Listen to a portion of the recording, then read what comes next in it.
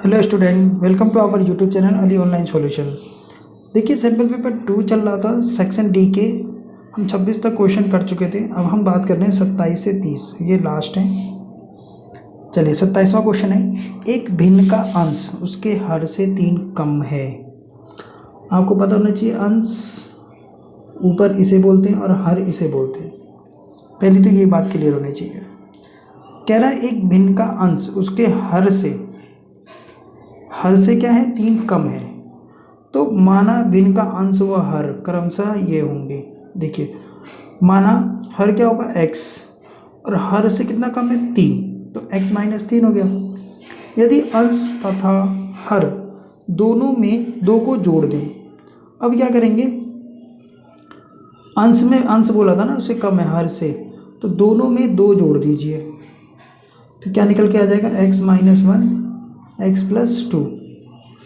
तो नई और तथा वास्तविक भिन्नों का योग, नई तथा वास्तविक भिन्नों का योग कितना हो जाएगा, 29/20। वास्तविक भिन्न ज्ञात कीजिए।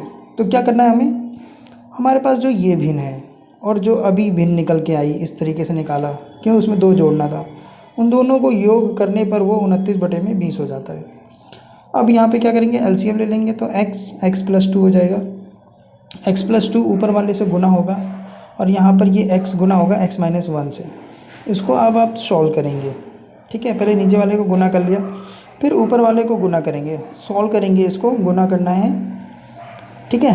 पहले क्या करेंगे, आर पार गुना कर लेंगे, ताकि 20 इधर हो जाएगा, 20 इस पूरे से गुना होगा, देख रहे हैं आप, ठीक है। पूरा का पूरा वैसे उतार लेंगे, ये 29 इससे गुना होगा।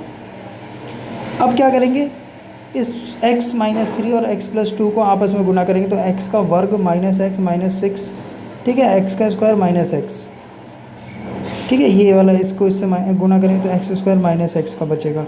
ये 29 को इससे गुना करेंगे, 29x का स्क्वायर, ये 58x हो जाएगा, ठीक है। अब इसमें देखिए, x स्क्वायर 2x हो गया, ठीक है, माइनस x 2x हो गया, और ये माइनस का 6, ये सेम एज इट इज़ ऐसे ही उतार लेंगे। अब इसको गुना करेंगे, 20 को अंदर गुना करेंगे, तो ये 40 हो जाएगा, ये 20 दूनी 40 हो जाएगा, 20, ठीक है।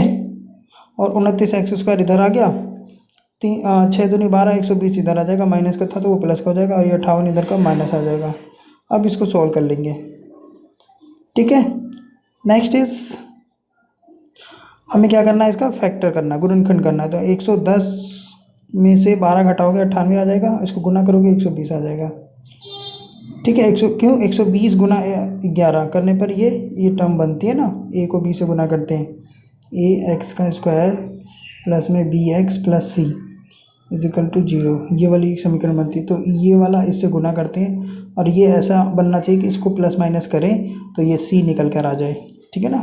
तो अब इसमें दोनों में से 11 को बाहर ले लेंगे, और x माइनस 10 बचा, x माइनस 10 बचा, फिर ये 2 बार 0 के बराबर रखेंगे और निकाल देंगे, आपका भिन्न आ गया x बराबर 10, ठीक है। तो अब बोला था प्रश्न अनुसार कि उसमें 3 कम होता है, तो 7/10 हो गया, ठीक है। इसको खुद सॉल्व करें ताकि आपको अच्छे से आ जाए मैथमेटिकल पोर्शन जो भी था।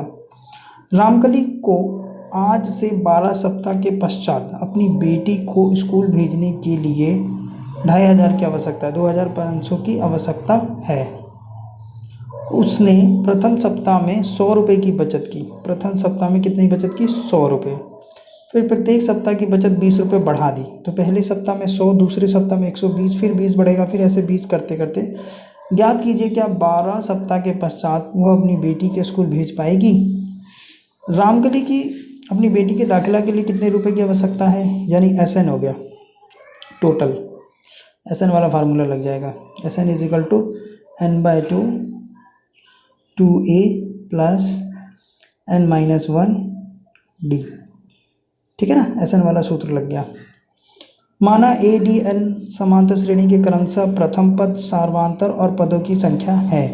A हमारा ये निकल के आ जाएगा, D 20 रुपये है, और 12 सप्ताह के पश्चात क्या उसके पास निकल के आएगा, तो ये चेक करना है। चलिए देख लेते हैं। तो SN वाला सूत्र लगाएंगे, n का मान 12, 2a का मान 100, n 12 माइनस 1 11 हो जाएगा, 20 गुना कर देंगे, ठीक है, इसको आप इससे काट देंगे, 6 हो जाएगा। तो 6 गुना ब्रैकेट के अंदर ही आएगा 200 प्लस 11 दूनी 22। ठीक है, इसको आप गुना करेंगे तो कितना आ जाएगा, 4 2 0, 420 गुना 6। इसको आप गुना करेंगे तो 0 25। ठीक है ना, ये आपका आंसर। वो अपनी बेटी को स्कूल भेज सकती है क्योंकि उसे कितने की ज़रूरत थी, 2500। यहाँ पे कितना 2520 रुपये, तो ज़्यादा ही हो गया। ठीक है, छोटी बच्चा आपके बड़े सपनों को पूरा कर सकती है। छोटी बचत आपके बड़े सपनों को पूरा कर सकती है। ये हमें शिक्षा मिलती है इससे कि हमें थोड़ा थोड़ा ही बचत कर हम कोई भी बड़े अपने सपने पूरा कर सकते हैं। आकृति में ओ केंद्र वाले वृत्त पर बाहरी बिंदु पी से 2 स्पर्श रेखा है, पी क्यू और पी आर। देख रहे हैं जैसा कि इसमें दिख रहा है आकृति में, पी आर जो पी एंगल है यानी आर पी क्यू जो हो गया 30 डिग्री है। जीवा आर एस स्पर्श रेखा पी क्यू के समांतर खींची गई है। कौन से कह रहा है, जीवा आर एस, जीवा है ये, आर एस ये स्पर्श रेखा पी क्यू के समांतर खींची गई है। तो कोण आर क्यू एस ज्ञात कीजिए। कोण आर क्यू एस ये कोण ज्ञात करना है हमें। चलिए आइए देखिए कैसे करते हैं। इसमें थोड़ी सी रचनाएं कर लेंगे। दिया है ओ आर ओ क्यू और ओ पी को मिलाएं। क्या करेंगे, ओ आर, ठीक है, मिला दिया यानी कि त्रिज्या मिला दिया। त्रिज्या मिलाने पर क्या होगा हमारा, पी आर, देखिए पी आर बराबर पी क्यू होगा क्योंकि वृत्त के बाहरी बिंदु से स्पर्श रेखाओं की जो लंबाई होती है वो बराबर होती है। ठीक है ना, वृत्त के बाहरी बिंदु से स्पर्श रेखा की लंबाई बराबर होती है, यानी ये इस तरीके से ये दोनों बराबर होते हैं। तो जो कोण है पी आर क्यू, क्योंकि उनके सम्मुख भुजा के कोण भी बराबर होंगे। ठीक है ना, तो ये पी आर क्यू देख लीजिए, पी आर क्यू ये कोण इस कोण के बराबर होगा क्योंकि ये दोनों भुजा बराबर है तो उनके सम्मुख कोण भी बराबर होंगे। तो त्रिभुज लिया हमने पी क्यू आर में पी कोण पी आर क्यू, कोण आर पी क्यू और पी क्यू आर, इन तीनों का जो सम होगा, इसका और इसका सम होगा 180। ये 30 दिया हुआ है, ये 30 दिया हुआ है, उसको रख दीजिए। ये दोनों बराबर होते हैं तो एक कोण निकाल लेते हैं, पी क्यू आर निकाल लेते हैं। पी क्यू आर कितना आया, 75। ठीक है, ये कितना आया, क्योंकि हमें निकालना जो है ना, ये निकालना है अंदर वाला, तो ये वाले इस वाले के ऊपर फोकस करके चलेंगे। तो ये आया हमारा 75। अब नेक्स्ट है एस आर जो है समांतर है क्यू पी के। एस आर देख लीजिए समांतर है क्यू पी के। एस आर इधर है और ये इधर है। ठीक है, और ये इनकी क्या है, तिर्यक रेखा है। तो एस आर क्यू ये कोण इस कोण के बराबर होगा। किस वजह से, एकांतर कोण के। पी क्यू आर ऐसे अगर मिलाएंगे आप तो ये पी हो जाएगा ना, आगे चल के पी क्यू आर के, ये इसके एकांतर कोण से बराबर हो गए। समांतर रेखा के ये ऐसे कोण क्या होते हैं, एकांतर कोण होते हैं, आंतरिक एकांतर कोण, तो ये बराबर हो जाएंगे। तो एस आर क्यू भी क्या हो गया, 75 हो गया। ठीक है, जब ये 75 हो गया और हमें पता है कि ओ आर पी 90 डिग्री, वृत्त की स्पर्श रेखा स्पर्श बिंदु से जाने वाली रेखा के लंब होती है। बात समझ रहे हैं, वृत्त की स्पर्श रेखा वृत्त स्पर्श बिंदु से जाने वाली त्रिज्या पर लंब होती है, वो ये कहना चाह रहे हैं, ये लंब होती है। ठीक है ना, ये स्पर्श रेखा इस पर क्या होती है, लंब होती है। ठीक है, तो जब ये लंब होती है तो ओ आर पी कितना हो जाएगा, 90। ओ आर पी देखिए, फिर ब्रैकेट में देखिए, ओ आर कितना हो जाएगा, 90। और ओ क्यू पी ये इतना कितना हो जाएगा, 90। ये वाला ये कितना हो जाएगा, 90। दोनों ही वृत्त की क्या है, स्पर्श रेखा से त्रिज्या बनी हुई है। तो अब देख लिए हमने क्या किया, त्रिभुज ले लिया पी क्यू ओ आर। ठीक है, फिगर को देखा करो जब मैं बोलता हूँ तो कोण पी क्यू ओ, कोण क्यू ओ आर, कोण ओ आर पी, कोण आर पी क्यू कितना हो जाएगा, 360। त्रिभुज का नियम है कि त्रिभुज के चारों कोणों का जो योग होता है वो 360 होता है। तो ये 90 है, ये 90 है।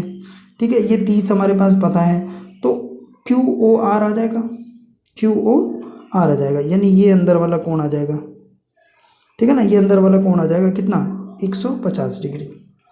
अब देखिए कोण क्यू एस आर, कोण क्यू एस आर, ये कोण आधा होता है किसके, कोण क्यू ओ आर के। तो ये आधा 75 कितना हो जाएगा, ये हमारा कितना हो जाएगा 75, यानी ये कोण जो है निकल के आया हमारे पास 75।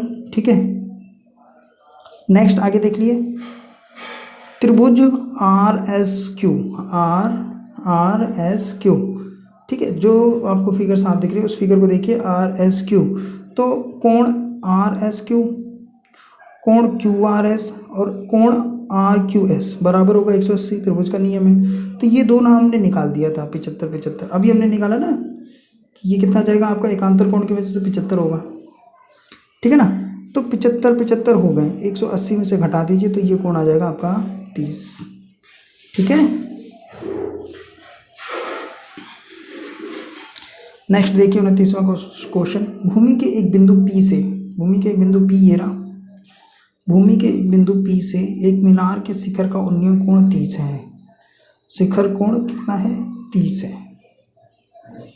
P से, तथा मीनार पर लगे एक ध्वज दंड, मीनार पर लगा होगा तो उसके शिखर पर ही लगा होगा। शिखर का उन्नयन कोण कितना है, 60 है। ये पूरा कितना हो गया, 60 हो गया। ध्वज की लंबाई 5 है, यानी ये आधा ही 5 है। तो मीनार की हमें ऊंचाई ज्ञात करनी है, इसको हमने h मान लिया। ठीक है ना, h, जिसने x बोला है तो x ही बोल लेते हैं। यहाँ से यहाँ ये कितना हो गया, y। ठीक है, जैसा जैसा बोले आपको वैसा वैसा ध्यान रखना। आपको ये ध्यान रखना, उन्नयन मतलब ऊपर की ओर देखना, अवनवन मतलब नीचे की ओर। ठीक है, कोई चीज़ ऊपर से नीचे की ओर देख रहा है और उन्नयन नीचे से ऊपर की ओर। माना DC x है मीनार तथा AD 5 सेंटीमीटर ध्वज है, P एक बिंदु है जो PCY हमने मान लिया। अब हमने त्रिभुज लिया PDC छोटा वाला त्रिभुज लिया जिसमें tan 30। तो tan क्या होता है, P बटे में B, यानी लंब बटे में आधार। तो लंब क्या है, x y। तो tan का 30 का मान होता है 1/√3, तो y का मान निकल के आ गया। अब हमने पूरा त्रिभुज ले लिया APC, जिसमें आपका लंब बटे में आधार होगा तो x + 5 हो जाएगा लंब और y हमारा आधार है। इसमें हो जाएगा y tan 30 का मान √3। तो ठीक है, अब इसको आप क्या करेंगे, क्रॉस मल्टीप्लिकेशन कर सकते हैं या फिर y का मान देखिए रख दिया यहाँ से क्या किया, y का मान ला के रख दिया। तो x + 5, y का मान √3x और यहाँ पे आया था √3। तो x + 5 ये 3 गुना √3x, तो ये हो जाएगा 3x। ठीक है, ये x इधर ले आओ, 5 इधर, तो कितना हो जाएगा 2x 5। तो x कितना हो जाएगा, 5 बटे में 2, 2.5 मीटर आंसर। 30वां क्वेश्चन लास्ट क्वेश्चन है ये, इसमें अथवा और होगा शायद, देख लेंगे वो। 14 मीटर गहरा तथा 4 मीटर व्यास वाला एक कुआं खोदा गया। ठीक है, इसमें से निकली मिट्टी को कुएं के चारों ओर समतल रूप से बिछाकर 40 मीटर ऊंची चबूतरा बनाया गया। चबूतरे की चौड़ाई ज्ञात कीजिए। यानी कुछ इस तरह से है, कुआं इस तरीके से ही खोदा जाएगा। अब इसके चारों तरफ क्या फैला दिया गया, मिट्टी को फैला दिया गया, समतल के तौर पर फैला दिया गया। ठीक है ना, तो जब इसके चारों तरफ फैला दिया तो इसकी ऊंचाई दे दी। अब हमसे क्या पूछ रहा है, चौड़ाई। ठीक है ना, इसकी चौड़ाई पूछ रहा है कि चौड़ाई कितनी होगी। चलिए निकालने की कोशिश करते हैं। माना h और r क्रमशः कुआं की ऊंचाई और त्रिज्या है। तो इसकी देखिए ऊंचाई हमें दे रखी है, त्रिज्या हम निकाल लेंगे, आधा कर देंगे इसको 4 को, तो 2 आ जाएगा। कुआं खोदने के बाद निकाली गई मिट्टी का आयतन, तो πr² h इसका आयतन होता है। तो पाई का मान 22/7, r 2 2 2 और ये कितना है 14 मीटर है। इसको सॉल्व करेंगे तो 176 आ जाएगा। माना x मीटर से बनी चबूतरे की ऊंचाई के अनुसार चबूतरे के साथ बने कुएं की त्रिज्या कितनी होगी, r, है ना। तो 2 + x हो जाएगा। चबूतरे की ऊंचाई कितनी है, h जो है 40 है। तो इसको क्या दे रखा है, सेंटीमीटर में दे रखा है, उसको हम मीटर में कन्वर्ट कर लिए। चबूतरे का आयतन, जितना इसमें से मिट्टी निकाला वही तो चारों तरफ फैला दिया। तो खोदी गई मिट्टी का आयतन निकाल लीजिए। तो क्या हो जाएगा, r r² - r। समतल रूप से फैला दिया गया है, ये जरूरी नहीं है कि आयतन उसका उस तरीके से, ठीक है, घनी हो, समतल रूप से फैलाया गया है। चलिए आगे देख लेते हैं इसमें। तो देखिए आपके सामने हमने r निकाल लिया। r कितना होगा, 2 + x, यानी कि इसकी जो चौड़ाई है ये माफ़ करना, ये ऐसे फैलाया गया है इसके ऊपर, और ये हमें ऊंचाई दी गई है, तो ये हमें निकालना है। तो ये हमने 2 निकाला, और इसको हमने क्या बोला, x, यहाँ से यहाँ तक का, ठीक है ना। तो उसको रख देंगे और इसको आप सोल्व कर देंगे, ठीक है, सोल्व कर लेंगे आई होप, क्योंकि ये मैथमेटिकल पोर्शन प्लस माइनस करना है। अगर फिर भी कोई परेशानी है तो पूछ सकते हैं। देखिए 2.52 किलोमीटर प्रति घंटे की गति से पानी का एक बेलनाकार पाइप से एक बेलनाकार टैंक में आ रहा है। बेलनाकार पाइप से बेलनाकार टैंक में ही आ रहा है, बेलनाकार टैंक है और बेलनाकार पाइप से ही पानी गिर रहा है, ठीक है। यदि टैंक के आधार की त्रिज्या 40 सेंटीमीटर है, आधार की त्रिज्या कितनी है, 40 सेंटीमीटर है, और आधे घंटे में इसमें पानी का तल 3.15 मीटर बढ़ जाता है, तो पाइप के आंतरिक व्यास ज्ञात कीजिए। तो पाइप का आंतरिक व्यास ज्ञात करना है इस वाले पाइप का, ठीक है ना। 4 सेंटीमीटर निकल के आएगा। माना आर पाइप की आंतरिक त्रिज्या है, तो टैंक के आधार की त्रिज्या कैपिटल आर है, बड़ी आर है, ठीक है। तो इसको मीटर में बना दिया क्योंकि ये किलोमीटर में चल रहा है ना। आइए देखते हैं, टैंक में बढ़े तल का स्तर, टैंक में कितना बढ़ रहा है स्तर, यानी उसकी ऊंचाई हो जाएगी जितना स्तर वो बढ़ रहा है, क्योंकि ये मीटर में दिया इसलिए हम मीटर एक ही चीज़ में कन्वर्ट कर देना है। यदि 1 घंटे में बहाव की दर किलोमीटर में था तो इसको मीटर में कन्वर्ट किया, 1 किलोमीटर में 1000 मीटर होते तो इसको 1000 से गुना कर देंगे। आधे घंटे में बहाव की दर, तो आधे घंटे में बहाव की दर क्या होता है, इसको आधा कर दीजिए, ठीक है, क्योंकि आधे घंटे में इसकी ऊंचाई बढ़ रही है इसलिए इसको आधा किया गया। जल स्तर की ऊंचाई, जल स्तर की ऊंचाई कितनी हो जाएगी, इतनी, आधे घंटे में जो ऊंचाई हो। तो टैंक का आयतन, पाइप का आयतन, जितना पानी इसमें से निकल के आएगा उतना ही तो पानी उसमें ऊंचाई तक जाएगा, ठीक है। तो ये हुआ pi r square h, pi r square h, तो पाई से पाई कैंसिल आउट कर दीजिए। आर हमें निकालना ही है और कैपिटल आर हमने निकाल लिया था, ठीक है, उसको रख देंगे और इसको सॉर्ट आउट कर देंगे। तो पाइप का आंतरिक व्यास निकल के आ जाएगा आपके पास 4 सेंटीमीटर, पहले मीटर में आएगा उसको आप सेंटीमीटर में कन्वर्ट कर लेंगे, ठीक है। Okay, thank you.